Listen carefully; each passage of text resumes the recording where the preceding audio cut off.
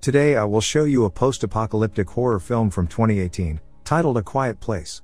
Spoilers ahead. Watch out and take care. It's been 89 days since the apocalypse. People are missing and places remain desolate. Children are seen silently moving around an abandoned store. One of them is sitting on the ground and is approached by his mother, who looks for the right medicine to give him, because he's sick. The eldest child is deaf, but they all communicate with sign language. When the youngest child almost drops a toy rocket, its sister grabs it swiftly before it drops and makes a noise. The father joins them and it becomes apparent that they are on a supply run in the store. The youngest still gets the rocket toy, which is swiftly taken away by the father, who is concerned that it might be too loud. Once he's out of the store, the eldest gives the littlest back his toy, unaware that he will also take the batteries back. It's slowly getting dark as they are seen walking barefoot back to their home, with the youngest trailing back behind the group. Suddenly, toy sounds are heard in the background. The group panics as the father is running towards the littlest child. The mother holds her scream. Before the father can get to the child, a creature appears from the woods and cuts right through it. More than a year after the event, the family is trying to cope with what has happened. The eldest is traumatized and the father obsessed with both the event itself as well as finding means of communication with other people via radio. The middle child wants to drive a car, but he knows that won't be possible. He walks back to their underground home, where the pregnant mother is trying to create a warm nest for her baby. The father can't let go of the memory of their child that died, but the mother, aware of the situation they are in, is preparing a very special crib for the child to come. Sitting on the top of a silo, the father lights a fire and searches for other fires that light up in the distance, a sign that other people are still alive. The same night they have dinner together, using leaves for plates in their hands so they don't make a sound, even praying in complete silence. After dinner, the kids cause a small fire, resulting in the father making noises to extinguish it. The family becomes even more quiet waiting for the creatures to arrive, listening for them above ground. The creatures don't come for them this time. Later, the father is seen fixing the daughter's hearing aid in the basement, when the mother joins him there. They dance and she plays music for him on earpods. The next day, the mother is performing her daily physical examination. It can be seen that her due date is coming soon. She listens to the baby's heartbeat. Meanwhile, the daughter goes to the house and prepares to walk down the basement, when her father suddenly garbs her and tells her she can't go down there. He shows her the hearing aid he's been working on, explaining that it will work this time. She refuses to take it, but he puts it in her hand nevertheless. Later, the mother is giving the son math lessons, but the father walks in and tells them it's time to go. The son isn't happy about it, so his mother reassures him that everything will be alright. She tells him that he needs to learn those things so he could take care of her in the future. The son and the father are preparing to leave. The daughter insists to join them, but the father doesn't allow it and leaves with the boy. Devastated, the girl runs to her room, where she tries the new hearing aid, only to find out that it didn't work as expected. She gets more flustered, so she starts packing a bag and puts an important wrapped item inside last. The father and son come up to a river, where the father explains that the river masks small sounds so the kid shouldn't be afraid.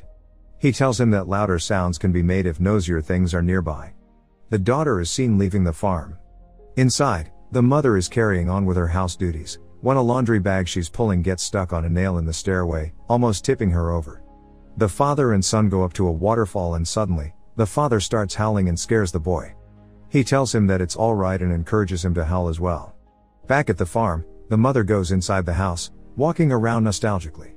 The girl is walking through the woods away from their home, and back at the waterfall the father and son have a conversation about her. The boy tells him that she blames herself for what happened with the youngest child. The daughter is seen walking up to the place where her little brother died. Meanwhile, the mother is in his room, crying.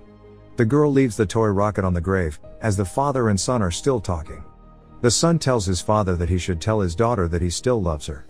Later that day, the two of them are walking back through the woods and come across an old run-down house. As they pass by it, an old man appears suddenly and they stop. Next to him, lays the dead body of a woman. The father notices the man is about to scream and hushes him, but the man screams from the top of his lungs nevertheless. The father grabs the son and hides, then watches as one of the creatures tears the old man apart. Back at the house, the mother is still in the dead child's room, when her water breaks. She tries to keep collected as the pain from the contractions comes in and walks toward the basement. Walking down the stairwell she steps directly on a nail, letting out a small cry. She changes the color of the lights outside so the others know what's happening, and as she prepares to leave, one of the creatures appears inside the house. It's rampaging inside, while she stays in the basement and finds a timer. The contractions are becoming stronger. In the meantime, the father and son arrive at the farm and notice the change in the lights. Back at the basement, the mother is hiding as the creature comes down and is searching for the origin of the noise it heard before. Its giant ear latches onto the ticking sound of the timer, and when it goes off, the creature can't hear the mother running up the stairs. Unfortunately, there is a second one in front of the house, as the father and son find out too. The father gives the boy the task of switching on a device that is louder, so they can help the mother. Back inside the house, she's lying down in a tub, ready to have the baby, when suddenly she hears one of the creatures coming inside. In the meantime, the boy is lighting up a fireworks and the father is prepping a shotgun. The moment she starts pushing, explosions are heard in the background and she lets out an enormous scream. As fireworks explode over the farm, the father runs toward the house with the shotgun. The daughter sees the fireworks as well and runs toward the farm. Back at the house, the father is seen coming up the stairs toward the bathroom, but the mother isn't in the tub. He sees the blood and thinks of the worst, when she pops up from behind the shower screen. Baby noises are heard as the two of them kiss. Meanwhile, the son is walking back toward the crops, when he hears a noise. One of the creatures is heard going after him as he runs, when he suddenly face plants into a giant wheel. The father is carrying the mother and the newborn to their home, when the baby starts crying. He manages to go deeper underground and cover the hole with a mattress, as a creature is seen following their sounds. Underground, the baby is crying and above the creature is trashing around.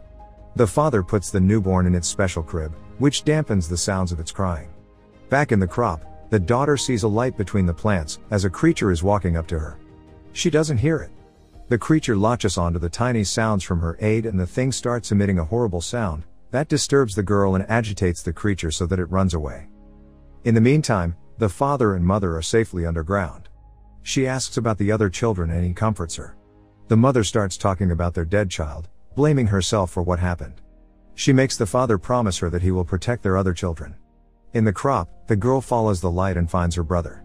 The father leaves the hiding place to go search for them, but doesn't notice that the basement is flooding. The kids are on top of the silo lighting the same fire the father lit up the previous night, but they run out of gas and the brother comforts his sister. The father looks for them on the security monitors, but is unable to find them. Underground, the mother is woken up by the incoming water and instantly notices a creature down there with her and the baby. It dives under the water, but as she picks up her child, it comes up again. She hides behind a wall of pouring water as the creature follows. Meanwhile, the father arrives at the crop and the children argue on top of the silo, when suddenly the boy drops inside, making a noise that everything can hear, except his sister. When she realizes what happened, she finds him inside, falling deeper in the corn. The creatures are rushing toward the silo, as the sister jumps in to help, but instead gets rescued by the brother from drowning in the corn. The father is coming to save them, but there is a creature inside already. As the children are hiding from it, the girl's earpiece acts up again and chases the creature away. At the house, the mother goes up to check what's happening on the monitors, as the father rushes up toward the silo. He reunites with the children, but they hear a creature close by, so he tells them to run toward the truck. The father stays behind to protect them. Suddenly, the creature appears and before he can hit it, throws him on the side. The boy screams, as the mother is seeing it all play out on the monitors. The creature follows the scream and attacks the truck, but fortunately the father is still alive. He sees that the children are defenseless inside of the vehicle and, after saying goodbye, screams to attract the attention of the creature. The boy pushes the truck into gear and as it rolls away, the creature gets to the father. As dusk breaks, the children are reunited with their mother, but the creature has followed them. She takes the children to the basement and the daughter sees what the father has been working on, including the many hearing aids he had tried to fix for her. Suddenly, the lights start flickering, the creature has found them and as it's coming down, the mother aims at it with a shotgun. All the electronics glitch and disturb the creature. The daughter figures out that devices like her hearing aid are its weakness and she turns hers on. Before the creature can get to the newborn crying, the girl puts her aid to the radio and incapacitates it. A second later it rises, but the mother shoots it dead. The lights start flickering again. They see on the monitors that more creatures are coming, so the daughter ups the volume on the radio and the mother pumps the shotgun. Make sure to subscribe and turn on notifications so you can watch more videos like this. Thanks for watching.